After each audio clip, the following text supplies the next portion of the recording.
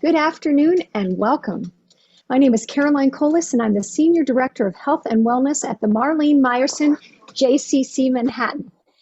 Thank you so much for joining me on the Positive Psychology Hour, a program that we do in partnership with the Whole Being Institute. Today, we're going to be talking about the hero's journey and its application to everyday life with Sergio Hernandez. The hero's journey is a narrative that describes common patterns found in the stories of heroes. The template involves a hero who goes on an adventure, faces a decisive crisis, and comes home changed or transformed. The hero's journey, combined with the topics in positive psychology, has been utilized by Sergio to increase well-being and decrease burnout among medical residents training to be psychiatrists. He has presented findings on the hero's journey and the application to medical student and resident education to the faculty of Department of Psychiatry at the Jacobs School. Building on this application, today's presentation expands the concept of the hero's journey to everyday life and the struggles that we all may be facing, especially now.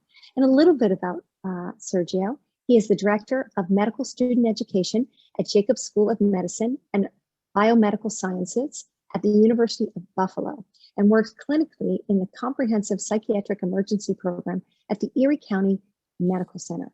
Over the years, he was accepted into the American Psychoanalytic Association's Teachers Academy in 2006. And the psychotherapy curriculum for medical students he developed is used at the Jacobs School. As a newly appointed humanities thread leader at the Jacobs School, he will incorporate a 4-year positive psychology series in the medical student curriculum. Dr. Hernandez is a graduate of WBI certification in whole person well-being and positive psychology. Welcome to the call. Sergio, thank you so much for being here. I'm just delighted to have you join me. Can you tell me a little bit about how you got involved in positive psychology and the Whole Being Institute? Sure. You guys hear me okay? Yeah. So I first discovered positive psych through kind of serendipitously. My wife and I used to go to Kripalu quite a bit before we had children. Ever since we had children, it's been harder. But we used to go there and so we'd get the catalog and I would see, stuff started sort of creeping up about positive psych, and Tal Ben-Shahar would do some talks over at Kripalu. And it always kind of caught my interest as a psychiatrist. But I, either didn't have time or didn't feel like I could do it. And then in one of those sort of catalog reviews, I saw that ZIP was happening and I kind of felt like it was something that I needed to take a look at. So I signed up for the program and ended up doing the year-long program and thought it was really incredible. And it sort of served to change as I think a lot of people that do ZIP experience, it sort of changed the trajectory of what I'm doing. I always was in charge of medical student education for psychiatry. That's kind of the arena that I'm in. And it became apparent to me that this was a way to begin to use positive psych stuff, not only to create better psychiatrists, but to help prevent what is increasingly becoming a focus of attention, which is burnout. And particularly, how do you addressing burnout in students and residents that aren't yet practicing physicians. So to try to do that in a way that they have a foundational practice to keep themselves well, rather than having to sort of deal with it once it comes on, if that makes sense. Absolutely. And I can't thank you enough for, gosh, I don't know about anybody else on the call, but it gives me hope to know that medical students are going to be given this education. Thank you. And speaking of education, and I wanted to bring onto the call Dr. Sherry Kelly, who's going to be talking with you and interviewing you today. She is very committed to educating and helping our young people and everyone as a neuropsychologist. So I'll let you take it in. Thank you so much. It's wonderful to be here. And I'm passionate about this topic, Sergio, because about 25 years ago, I had the honor of working with medical students in New York City at Cornell Medical School and doing some very early work in cognitive behavioral therapy strategies and positive psychology strategies, and keeping them well, holistically well, through their training, and especially as they, were moving through their medical student positions onto internship and residency, where it's extremely stressful and where they have to cope, maybe some of them for the first time, with multiple losses. And I'm really curious about, how your perspective was when you were a medical student, and how you became aware of the great need to train other physicians about the importance of mental well-being and looking holistically at themselves as well as at their patients. Can you talk a little bit about that? Sure. Yeah. I mean, I actually trained at in Buffalo. I'm not from Buffalo, but I ended up training here, and I've now been here for a long time, longer than anywhere else. And so it's been nice in that sense, because I have sort of a longitudinal sense of how things used to be and how they are now. And I don't remember, with the exception of my psychiatry rotation, and and some preceptors in the family medicine department, that there wasn't a huge amount of room made for discussion of feelings that would come up. Wow. So as you were just saying, losses, I remember being on the surgical service, and just, you'd come in and somebody that was on your service was no longer on your service. And there wasn't really sort of much of a discussion about the emotional impact of that. And so that's something that I've tracked over the years. And when I became the director of education for psychiatry and took over basically the psychiatric curriculum, one of the things that I made sure to keep was to carve out 1 hour during each clerkship, so each clinical rotation for students, which are 6 weeks long, to carve out time to talk about cases that are challenging. Not so much losses as much as it is, sometimes it is that, but sometimes it's cases that really provoke strong feeling in students, whether it be positive or negative. And it's been very helpful, I think, in creating some room for reflection, which I think most folks that are involved in positive psych and those fields know the importance of that it's very important to take time to not only reflect on how you're feeling, but to talk about it, and to kind of make room for what are often conflictual feelings that coexist at the same time.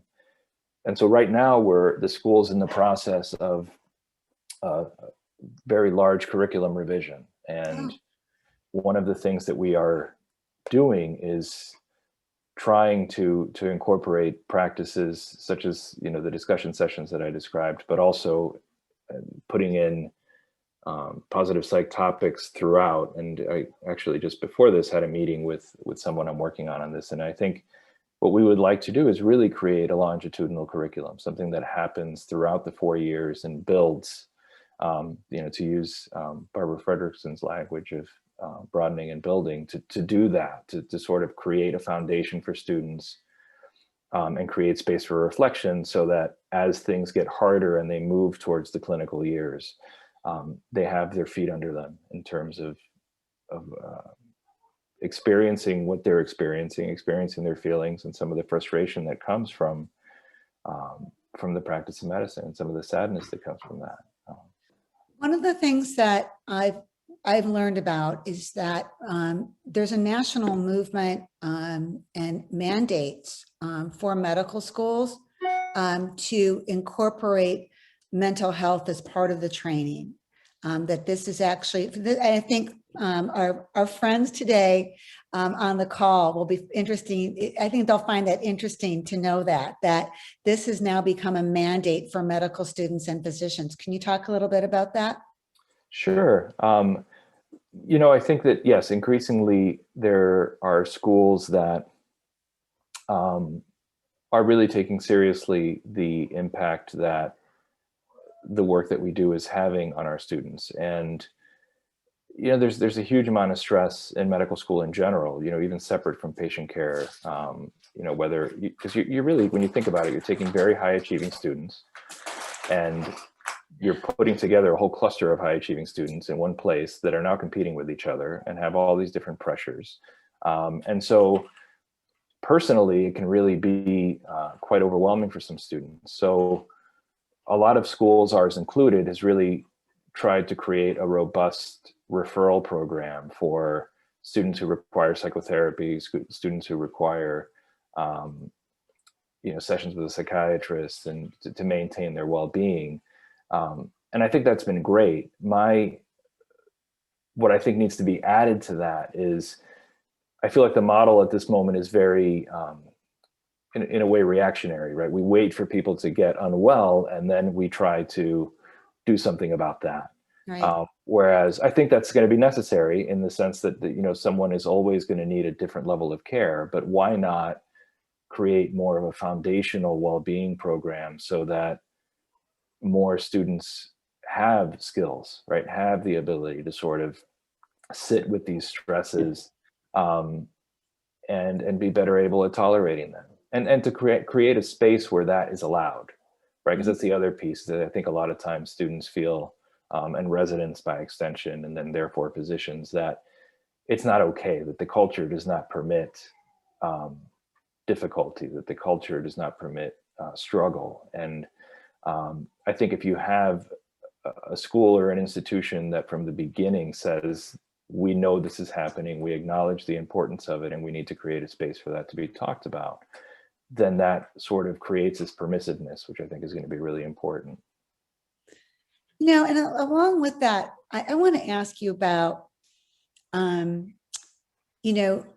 one's vision, the vision that your medical students have, the vision that physicians have, and that very much relates to your work and a hero's journey, that the importance of remembering, validating yourself and why you chose this journey, why you chose medicine. We all have our own journey. Can you talk to us about your hero's journey as a physician?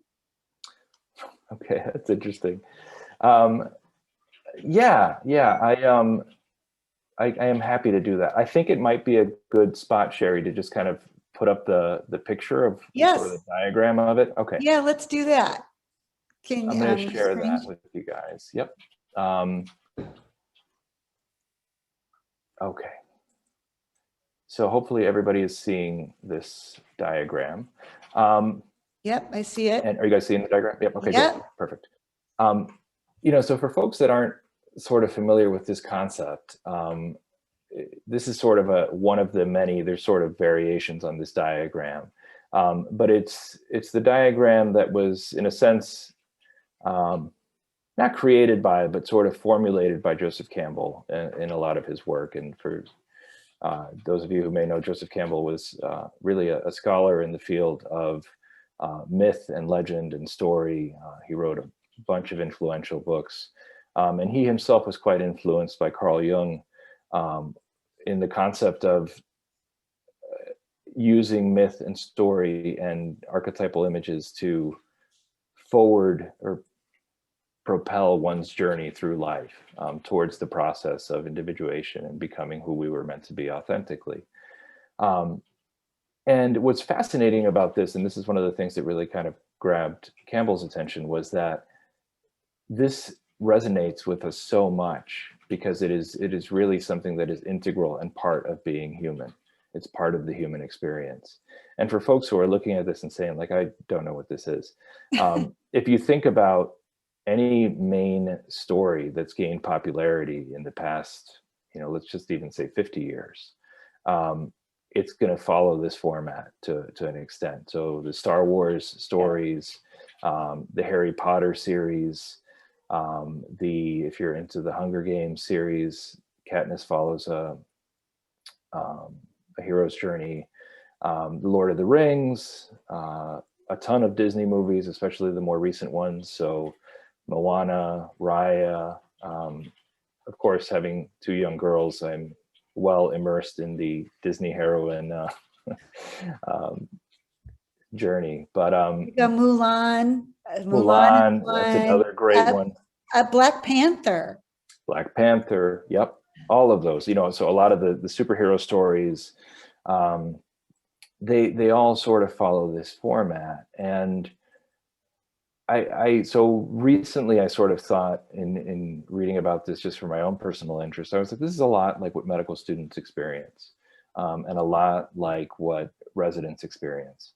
And so kind of using them as a point of reference to sort of answer your question, I think the journey always starts in everyday life. It starts in the ordinary world where you're just kind of going along doing your thing. And something happens to sort of call you to the journey, to the next step. And so for a lot of students, that might be that they have an encounter with illness, or either in themselves or their family, or particularly drawn to the field of medicine. I mean, for me, I sort of felt like I wanted to be a physician for as long as I could remember, but I think part of the reason for that is that I had a lot of recurrent ear infections when I was younger, and spent a huge amount of time in doctor's offices between the ages of like 3, 4, 5. And we actually developed a pretty close relationship with our pediatric ENT. And, I experienced with him a nurturance and a really a care that really stuck with me. And so I kind of saw that in a way as a call to that field, even though I was young at that time. But what often happens is that we begin to hedge a little and refuse what might be there in front of us that we need to embrace and take on. So for students, that might be, I think I want to do medicine, but it's so much work, and I don't know if I want to do school that long, and I don't really know if it's for me. And for me, this is really hard. I am not naturally a science person.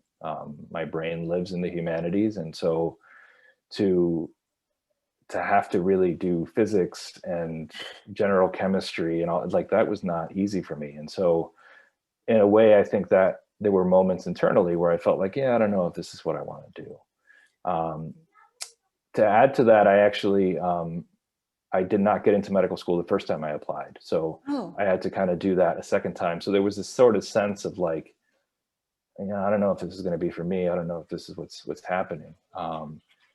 But then once the hero or the person accepts the task at hand, you then move to this next piece, which is called crossing the threshold. This is, if you remember Lord of the Rings, when Frodo is tasked with having to get rid of the ring, he does not want to do this. But there sort of is no choice, right? And he chooses to accept this mission. And that happens in stories quite symbolically. I think in the medical school journey, there's a couple of things that happen that can be seen as crossing the threshold. I think one of them is that most schools do this at the end of the first week of orientation. There's a white coat ceremony where the students take an oath and receive their white coats. And it's this stepping into a different world, really. And so in myth and story, you're crossing the boundary from the ordinary world into the mythical world, the unknown. So for students, I think that ritual has that element to it. The more jarring one, I think, is the first day of anatomy, because students are assaulted by all sorts of different things, smells and visual acknowledgement of a dead body. And for some students, they've never experienced that before. And so there's this real feeling, to borrow an overused phrase, of not being in Kansas anymore, that you really are now there's no turning back at this point. You've crossed over, and this is the task before you. So I wanted to just stop here for a moment and ask you about this, because it can relate not only to medical students, but to all of us on a certain level who go through journeys. Yes. There must be a lot of fear when you cross the threshold in this paradigm that you're describing, and in life, like when we start a new stressor, a new journey, there's life changes, something happens to us. Talk about, how do we overcome that fear? What's your model to work with that in crossing that threshold? Yeah, that's a great question, and I appreciate you bringing it to a more general view, because that was sort of my hope for this talk, was that if we think about it, we can apply this to multiple things that happen in our lives. Whether that's, sometimes folks will say we'll be in a job that isn't particularly satisfying, and there's this whisper in the back of their heads that says, you need to do something different. And maybe they have even something in mind of what that something different is going to be. And that you see that reluctance of, I don't know if I want to do that. I'm so comfortable right now, but I'm also unhappy. And so there's this sort of ambivalence that happens until the person decides, like, I can't do this anymore. And this comes up a lot with, so this model's been used a lot for addiction treatment, right? That folks that are living the everyday life of addiction will start to get the sense of having to do something different, having to step into recovery, but being unsure of how to do that, afraid of how to do that. Because the thing is that once you decide to take the journey, you really are crossing into something that you don't know. And yes, there is a huge amount of fear associated with that. And, to your question, Sherry, I think there's not necessarily a recipe for how to get over that. I think that one is, sometimes there's so much pressure that one is experiencing either externally or from within, driving them towards having to take this step, even though it's scary. So sometimes it's that. I think one of the things that I have found helpful personally is this feeling that the unknown and sometimes very low points, which inevitably are going to happen on a hero's journey, are opportunities for growth. They're opportunities to move towards something that that you maybe didn't even think was possible. That you're going to discover or open the door to discovering a depth and a richness and an ability that you have that you aren't aware was there. And that's really what's powerful about it. It certainly takes a huge amount of courage to do that, but it's worth it. I love how you bring in this aspect of hope on this cycle, because there's different points where you hit a low and then you have hope. And you talked to me about, that the lesson from the journey is that at our lowest, most desperate times, right, there's this growth opportunity. Right. Absolutely. And that's something that really, I think is sort of being rediscovered by fields in positive psychology, like post-traumatic growth, like taking a look at resilience. But it's been there for way before that. So if you look at myths, if you look at legends, this is a very common point that, that one has to descend to the underground, that one has to be faced with some sort of challenge that inevitably causes growth and causes a finding of oneself. And my wife and I are lucky enough that we work with an acupuncturist here in Buffalo who is trained in 5-element Chinese medicine and alchemical Chinese medicine.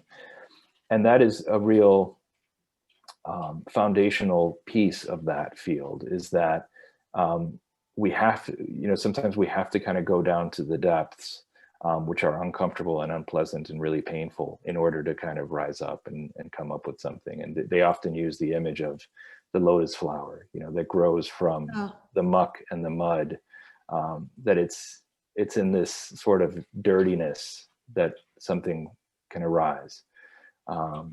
And I think that's been some folks may see that as sort of like wishful thinking, and maybe it is, but I have found it quite helpful, particularly during this journey that we've had in the past year and a half of COVID. That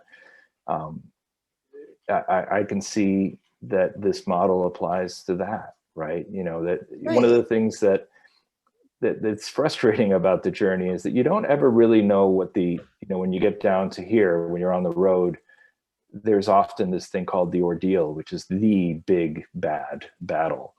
But there's a lot of things that lead up to that, other challenges and other things. And so you never really know when the big bad battle is going to happen.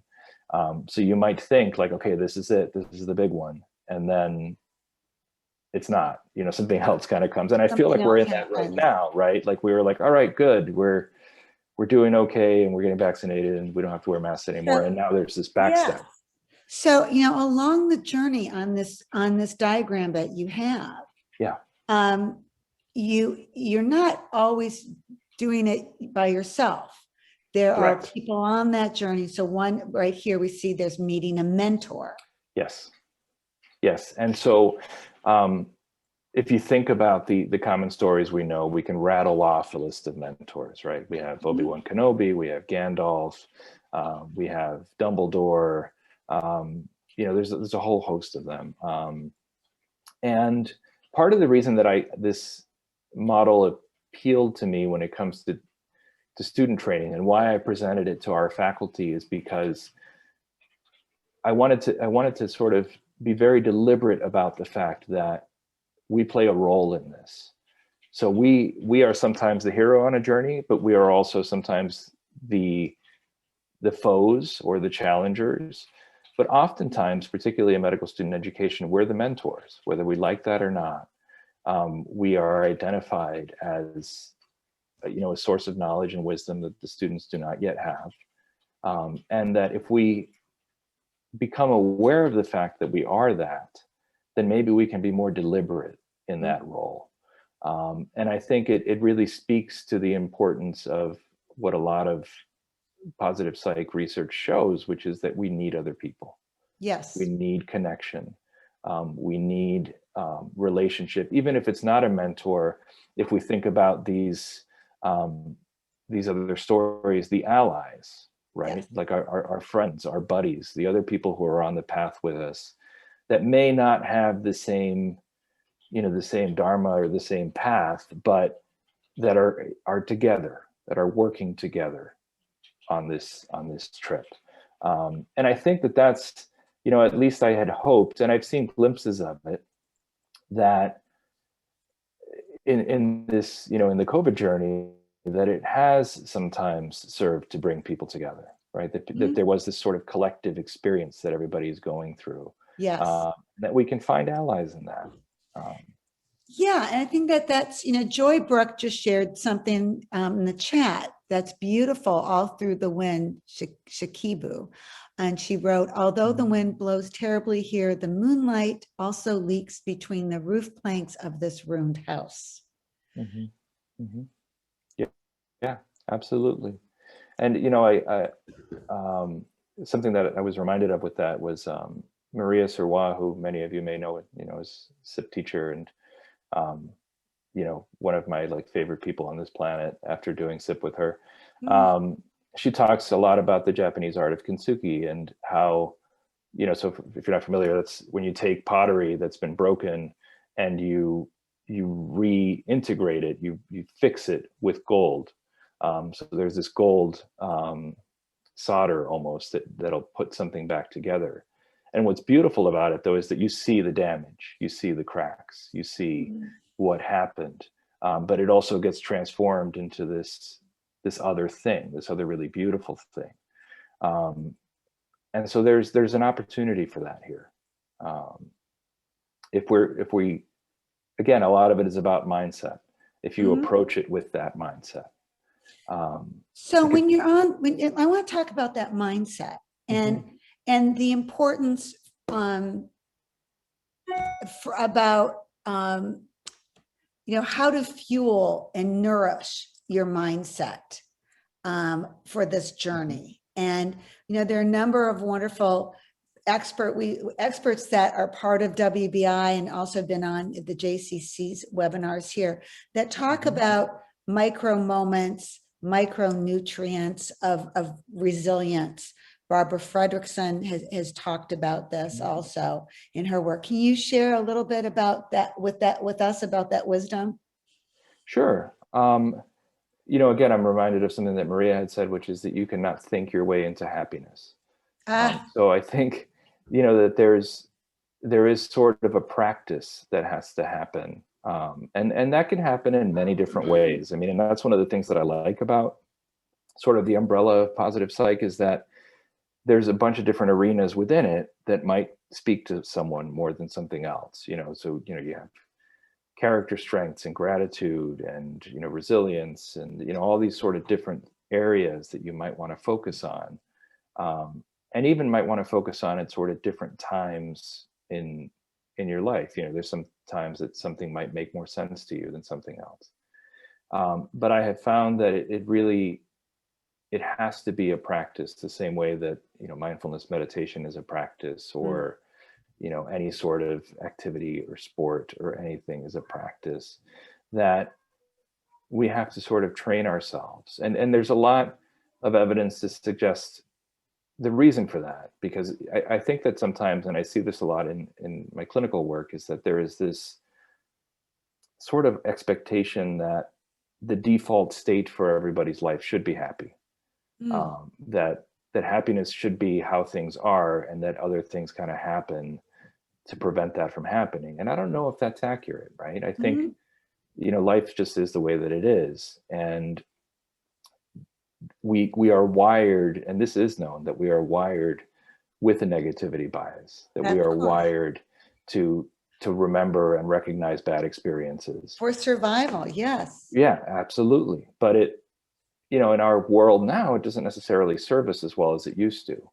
And so to push against that, you have to sort of take on some self-care, whether that's engaging in a gratitude practice or journaling, or, starting a blog about appreciation of beauty and excellence in the world. And initially, and we were talking a little bit about this beforehand, to some folks, and I include myself in this category, initially I was quite cynical about that and would just say, like, okay, that sounds so hokey and cheesy. Like I don't know if that's, and I had lived years in California, particularly the Bay Area. And I was like, okay, if I still think this is cheesy, but then what I would offer to people is to just try it. I mean, it's not going to hurt to try it. And it makes a huge difference. I was also mentioning recently that so I've been doing this positive psych series for the residents. They've graduated from medical school, they're residents training in psychiatry. And we've done this series for 3 years now, because it started as a SIP project, to basically just do general topics in positive psych and give the residents some tools. So we do a gratitude session, we do a session on character strengths, a session on authenticity. And, I tell them that there's some exercises they can do. They can journal, they can have a gratitude practice, whatever. I just encourage them to do something for 30 days. And we just did one of these recently. And one of the residents who's been in it for now 3 years commented to the group, I'm really just struck by how much of this I use now, like unconsciously, how much it's sort of become part of who I am. And when I'm confronted with a situation that I don't particularly look forward to, I now ask myself the question of, how am I going to choose to show up for this? Which is one of the things that I often talk to. It's a great question. Yeah. It's not mine, so I can say it's a great question. It actually comes out of Viktor Frankl's incredible book, Man's Search for Meaning, where he poses the question of, when he was in the concentration camps, of who am I in the presence of this? And for me, I've simplified that to, how do I want to show up right now? Yeah. And sometimes, one of the things that I love about positive psych is that you don't always have to be positive, right? I think it's important to acknowledge that some days you're not going to be feeling it. That's important. Right? And you got to feel everything. I wanted everybody to know because Phoebe and Caroline put in the chat. I want you to know because we've mentioned Maria. Next week, the WBI and JCC have two really powerful webinars. Right, it's a special edition positive psychology hour. We've got three powerhouses. Right, we've got Megan McDonough, Maria Serrat, and Enrique Bueno on Thursday, August 5th. So I think it starts August, right, 3rd, 4th, and 5th. And if you go to the chat, there's information and links for signing up. So Maria is going to be talking about, I'm sure, some of these really important components to positive change and working through next week. Yeah, that's going to be incredible. And Joanne Edgar says, yes, this whole discussion reminds me of Simone Biles. What you Exactly. And so somebody had mentioned, Phoebe mentioned the Phelps comment, which I thought was really helpful. When he said it's okay to not be okay. And when you think about Biles, I haven't really, since it's unfolding, I haven't really had much time to sit down and think about it, but it occurs to me that she's on her hero's journey, right? But it's not always the way that we expect it to be. From the outside world will sometimes tell you like, well, no, her journey was to confront this ordeal of carrying all this pressure of, representing this here as she was made to do. But I don't know if that's right. I think her journey might be basically saying like, yeah, I'm not going to do this. This isn't good for me. And there's a huge value in that. I mean, not only the bravery, but the authenticity that kind of comes through as a consequence of making a statement like that is absolutely incredible.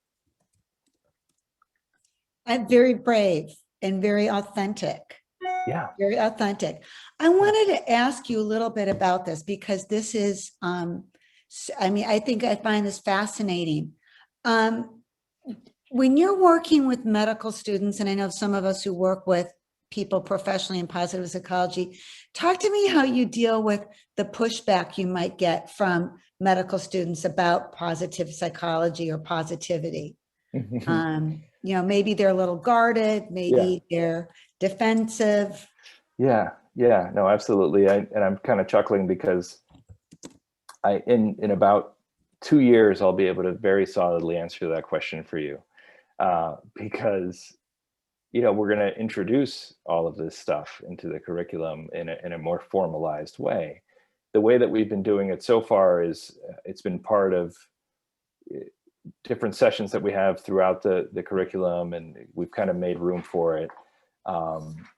And overall, it's been well received, but there's always, everything is a bell curve, right? So there's always outliers that I know don't like it and say this is ridiculous and this isn't part of being a physician, and do this somewhere else. And then there's the other side of the spectrum where people are already doing this and they're coming in and saying like, yeah, this needs to be done.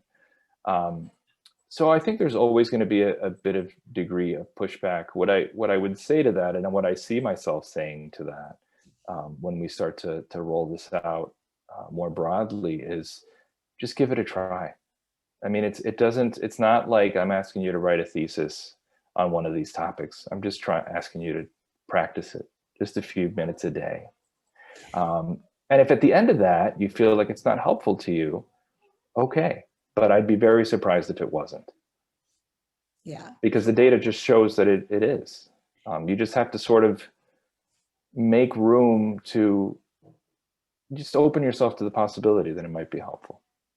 Well, there's so much data on physician burnout and the risk of emotional disorders amongst physicians. Yes. And that affects us too, the patients. Absolutely. And I think it speaks a little bit, to kind of double back to what we were just talking about a minute ago with the Olympics, that it really is sort of a cultural problem that we're talking about. That there is, and this certainly could be debated, but my experience anyway in the culture, particularly the culture of medicine, is that that traditionally there isn't room to say that you're not okay. There isn't room to be vulnerable and say, this is a lot, you know, this is emotionally a lot, it's physically a lot. And one of the things that needs to happen, and I think is happening to an extent, is physicians and the establishments being much clearer about this is not okay. You know, that we need to intervene, that we need to make room for vulnerability, for self-care. And I think that unfortunately, you know, things have gotten bad enough that it's finally starting to gain some traction, and people are saying, you know, something has to happen here. You know, we have a question from Joy Brook. Yeah. Can you tell us, how are worrying and negativity related? It's an interesting question. The first thing that sort of kind of comes to my mind is this idea that, and I want to say I might be right, is her name Kelly McDonald, who does a bunch of this stuff on stress? Yeah. And how she talks about that stress, sort of this concept that stress is a bad thing, should be taken with a grain of salt, because stress can actually be quite helpful. What really matters is how we approach it and how we come to it. And so I think, you know, in answer to this question, I think that worrying in and of itself is not necessarily problematic, and can actually can provide a degree of anxiety or push to accomplish something that we may need to accomplish. So I don't necessarily see it as negative, whereas I think negativity strikes me as something which is gonna impair you, in the sense that it's gonna limit your potential. It's gonna limit your ability, or even like the psychic energy to move forward and face what you need to face. Yeah. And I think there we have, you know, from a neuropsych perspective, it's interesting because the worrying very much plays into your anticipatory skills. Can you anticipate? What are you thinking about? You know, when you're psychological studies of true fear, you really have blinders on. You sort of have tunnel vision, but the worry, you have a broader vision of anticipation about the future. Right. Now, years ago, when I was at Kripalu back in the day, and this is like the early years of Kripalu, there was sort of a mantra we had, and which was, stress is resistance to what is. And so one of the things I learned to do is to stop and take a breath and think about, well, what am I resisting? What is it that I'm resisting? Is it the reality of discomfort? Is that I have to, you know, face my fear, or if I have to do something that I find boring? What is it that I'm resisting? And this turned out to be a very useful tool. Yeah, absolutely. And I think that, you know, I'm sort of avoiding, not so much deliberately, like getting full on psychiatric in this talk, but I think that that's certainly something that a question that I would ask, you know, is sort of, what is this about? What is, even worrying, you know, so what's under that? You know, what's the fear under that? What's the resistance under that? Examining that. Yeah, and taking a look at that, which I think, and this is actually, I appreciate that this came up, because it's one of the things that through positive psych, I'm hoping the students will learn, which is being curious, having a curious perspective about our patients, about our own experiences as physicians, about how we're experiencing the clinical dilemma. Curiosity is so valuable.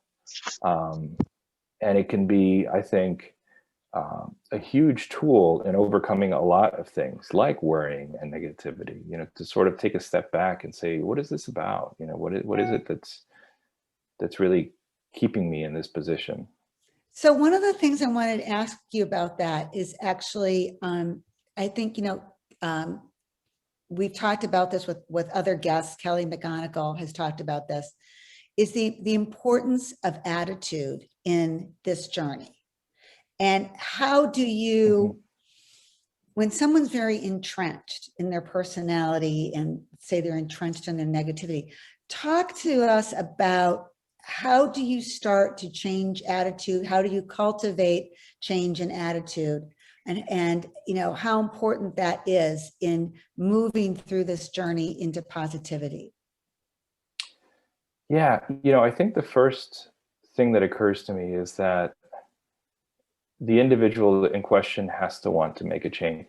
You know, that, and I see this a lot, and I would say if I had to sort of pinpoint one of the big sources of frustration in the work that me and a lot of my colleagues do is sort of external forces and systems, you know, so families or communities or whatever, wanting us to change an individual. And the reality is that that cannot happen without that person's consent and buy-in, right? We can force a lot of things on folks, but at the end of the day, there has to be sort of this internal change. You know, and anybody who works in addiction understands this, right? That, you know, somebody might be court mandated to treatment, but if that recovery is going to be sustained, there has to be a moment within that individual that they say, I can't do this anymore, and I need to do something different.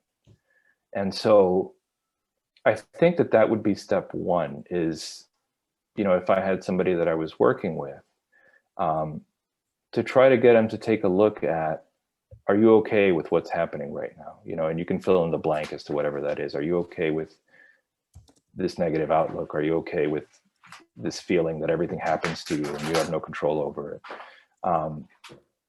Because if they're not okay with that, and I would venture to guess that they're not, then we can sort of begin the conversation of, well, let's see what we can do about that, right? Let's see what we can think about, talk about, teach you, to begin to try to get that change to happen.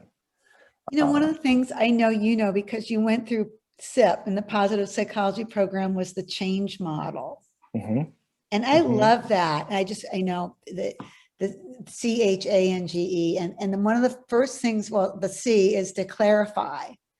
And I think that step is so important, is to, you know, set, you know, clarify your goals, look forward. Where are you looking at? Because you end up where you look. That's how. Yeah, I think that's a very good point. Yeah, absolutely. You know, and I wanted to open it up for questions, because I'm sure, you know, because we're just about 10 minutes left, and with so many questions that we have for everybody.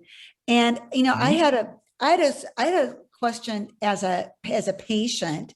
You know, how are you finding that the increasing technology that is mediating the relationship between physician and patient is impacting, you know, physician happiness as well as patient satisfaction? How is it impacting your physician so that you're training?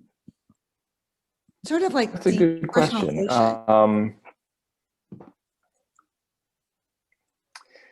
Yeah, you know, I think this past year and a half has been interesting, because it sort of has propelled a lot of people into more technological use, you know, when it comes to, like, particularly in psychiatry, you know, when you're thinking about, you know, a lot of our visits can be done via Zoom or, you know, via distance.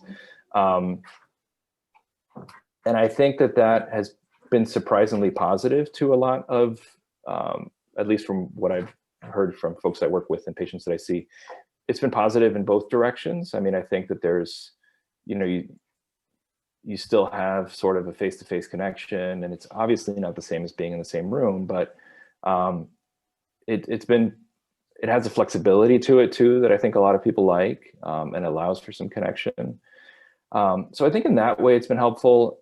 You know, I think, and I don't know if this is part of what you were referring to, but if you think about technology from the standpoint of, you know, the doctor on a computer that's like not really even looking at you, that's problematic, right? And And I think it gets back a little bit to what we were talking about before, which is sort of like, what does the culture permit, Mm-hmm. right? So is it okay for that to be how medicine runs these days? And is it that way because we have such limited amount of time and resources and all that? Because if it's collectively not okay, then we probably shouldn't be doing it that way. And I'm lucky enough that in sort of the work that I do, I have a huge amount of flexibility with that, and can spend time with folks and can meet face to face and don't have to have a computer up. And so, in your specialty. yeah, in my specialty. And I think that I think it's like anything, Sherry, that there's going to be pros and cons to it. And we have to be able to kind of hold both. Okay.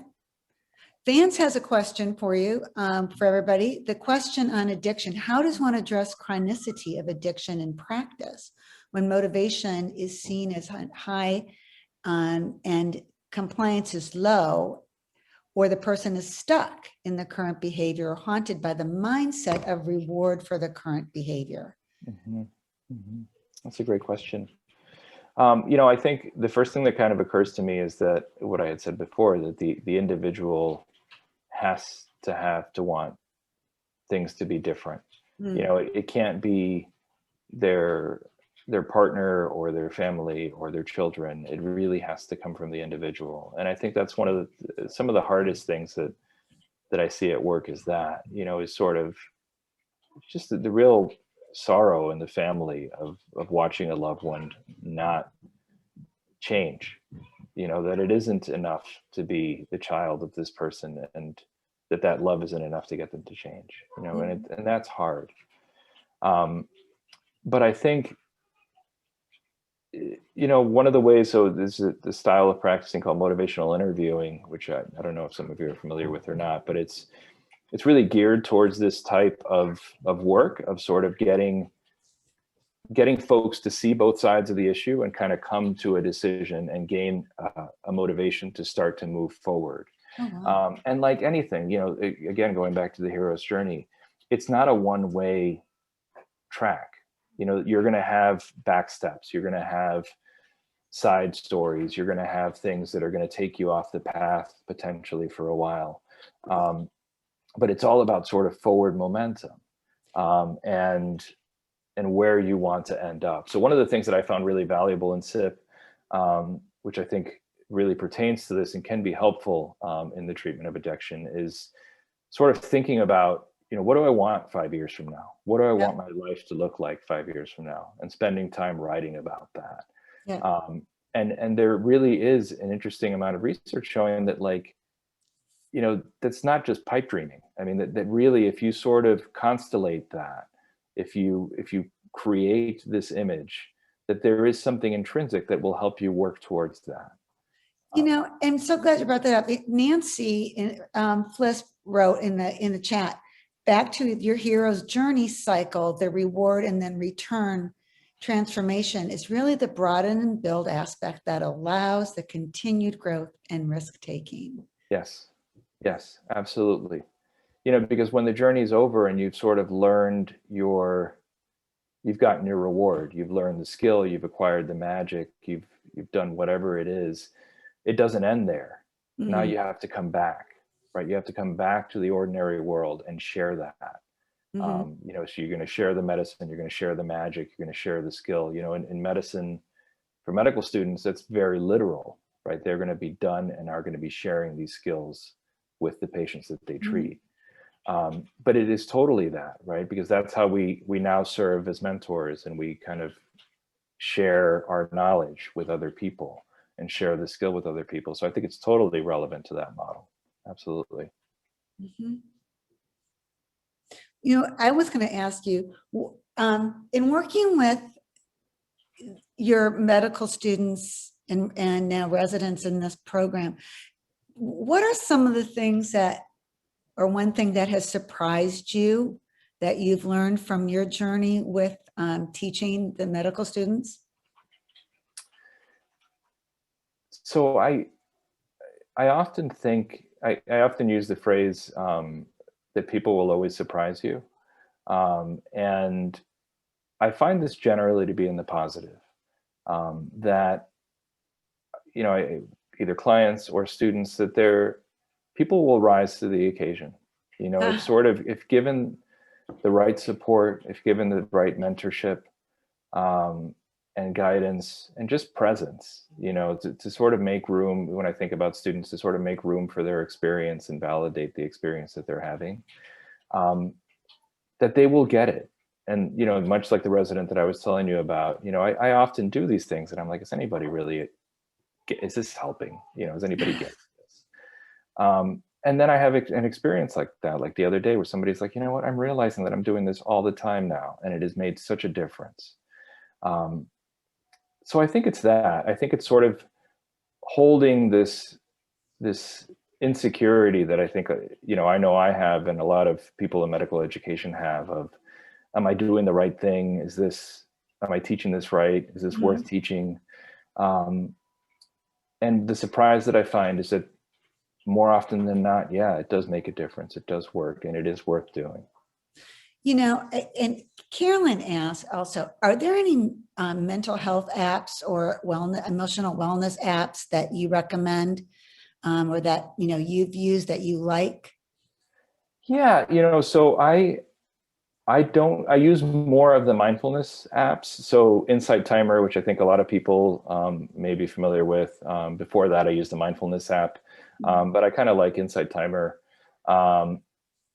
And I know a lot of people have been using apps that that keep track of your mood as well. Like I recently got a Fitbit, and I noticed that they do that, you know, that they can check in about your mood.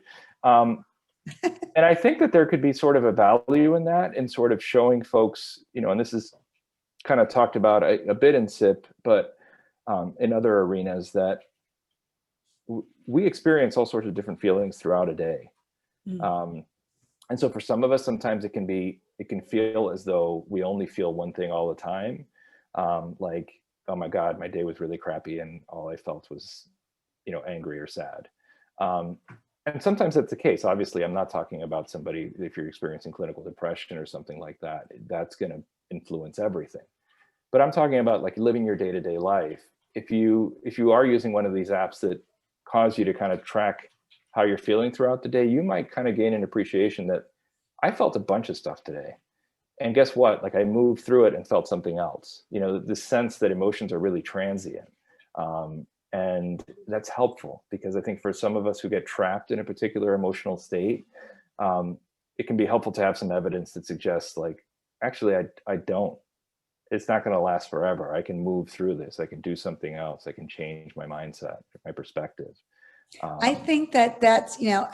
Yeah, Headspace is a great app. Headspace. Well, I think one of the messages that you shared with us today that's really inspiring is that, you know, we really have more power than we realize. We have more power than we realize over the choices, the attitudes, the responses, and power to feel resiliency. Absolutely. I think. Wow, what an amazing conversation. Thank you both for joining us today. I wanted to, I think in particular, we're seeing how young people, right, are really affected by the pandemic. They seem to be untethered. And I know that I have lots of young people in my life that are in their 20s, and they've been struggling with their mental health at this time. They don't have any experience. We kind of thought originally that it was going to be the older folks that were going to be lost and isolated, and we've actually seen somewhat of the opposite. And you're shaking your head. Yes, it happened. Sergio, I've got a young one. I've got a teen at home too, so it's very tough. And in my practice, you're absolutely right, Carolyn. It's the 20-somethings, that the teenagers, college kids, the 20-somethings that are really hurting. Yeah, and so that's why I was asking about the mental health apps, because I know a lot of them are turning to those. And I was thinking that maybe, you know, even these touch points could be like to accompany us on the journey. I'm thinking, gosh, we need everything, right? We need our counselor, our therapist, our mom, our dad, our friends, the positive psychology hour. It's like it takes a village. WBI and JCC, thank you. We have you. Right? Yeah. I think it takes a village to maintain stability and mental health. You're right. I really do. I don't think it's, and sometimes I was thinking of Simone, Biles, it's like the burden is somehow put on the person, right? Like I'm supposed to maintain my entire mental health. And yet in reality, if we look at the positive psychology interventions, turning to nature, gratitudes, small interventions of, forward thinking and all of the things that we do, they really are what Chris Peterson said, other people matter and they affect our other health, our mental health too. Yep, absolutely. It's so much about connection. Yeah, and today, you two and your connection and your sharing this with us has just really been special. It's nice to see two mental health professionals kind of, get tickled by one another mentally and also discuss and talk shop. I want to remind everybody that we do have a special edition of the Positive Psychology Hour next week. We in relationship to reemergence anxiety, right? And what can we do around these transitions? Megan McDonough and Phoebe and I got together and we were noticing that people really needed some support and some help at this time, especially with the Delta variant coming back. Dr. Kelly, you were talking about that in the hospitals, the medical professionals preparing for yet another wave. So, what's going on and how can we help? So we've gotten 3 experts to come and talk to us next week. On Tuesday, Megan McDonough will be here at noon. And then on Wednesday, Maria Serwa, one of your favorite people, Sergio's and Sherry's and mine. And I think a lot of people on the call, she'll be talking with us about writing a new story, right? Of who you are and who you might be in this moment. And then Henrico and Hiko, we call him, will be here from Brazil. And what's happening in Brazil is, with COVID is really dire. So he's going to do a catch up and talk to us about Spire. So not to be missed. So next week, everyone, Tuesday, Wednesday, and Thursday, special edition. I hope you will join me and I hope you will join us. I thank our guests. I'm going to take off the spotlights and let you all say hello and thank our guests who are amazing. Thank you for the work that you're doing. Thank you. It's been great being with you. Yes, Thank you. Thank you. Is Thank the positive psychology hour on Wednesday at 12 Eastern time as well? Yes. Okay. Noon. You're Thank welcome. you, everyone. Thank you. Bye-bye. Thanks, everybody. Everyone. Be safe. Be well. Thank you, Sergio. Thank you, Sherry. We'll see you next week. Thank you. Take care. Bye.